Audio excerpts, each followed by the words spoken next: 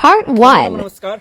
आज हामी पर्वत कुस्मादेखि बलेवा भट्टा गाउँमा एउटा सरप्राइजको लागि आएका थियौँ। श्रावण महिनाको गिफ्ट उहाँको श्रीमानज्यूले पोल्यान्डबाट पठाउनु भएको थियो। उहाँको श्रीमानज्यूले उहाँको बहिनीले के भन्नुभएको थियो, एउटा नयाँ किसिमले एउटा सरप्राइज दिनु न दाइ भनेर भन्नुभएको थियो।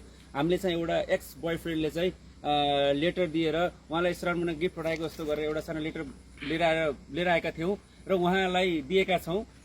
र उहाँको रियाक्सन यस्तो खतरा भएको छ नि गाइज, ठाउँ पनि यस्तो माथि छ, उतो डाँडामा हो, पुरा पहिरो गएको छ है। उहाँको मम्मीको जुन सासुआमाको रियाक्सन एकदम हेर्न लायक छ। भिडियो पुरा 2-3 पाठ गरेर हाल्नेछु, 1-2-3 पाठ गरेर हाल्नेछु। भिडियो लामो भएको हुनाले हामी कसैलाई ठेस पुर्याउन खोजेका छैनौँ है। भिडियो एकदम रमाइलो छ, हेरेर साथ दिनु होला। नमस्कार।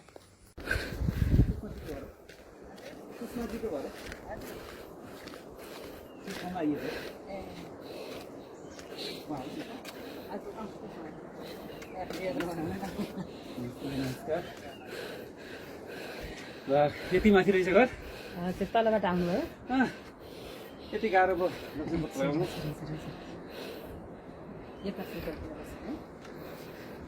आराम हुन्छ सिधै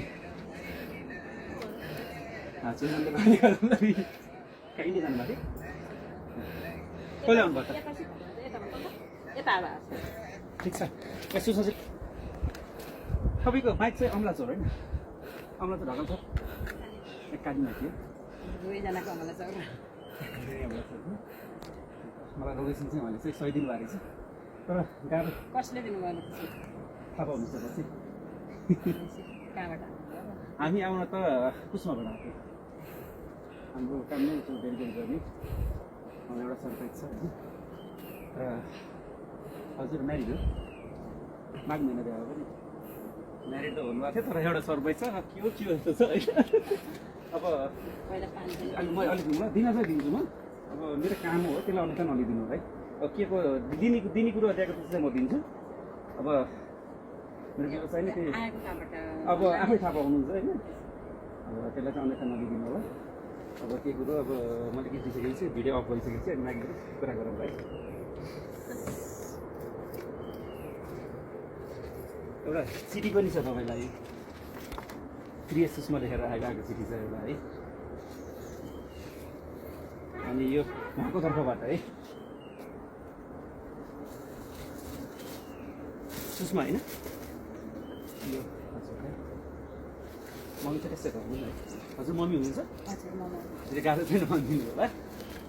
अब के मैले चिठी पढेको छैन, मैले पढेर सुनाइ भन्नुभएको थियो। के छ पढेर सुनाऊ?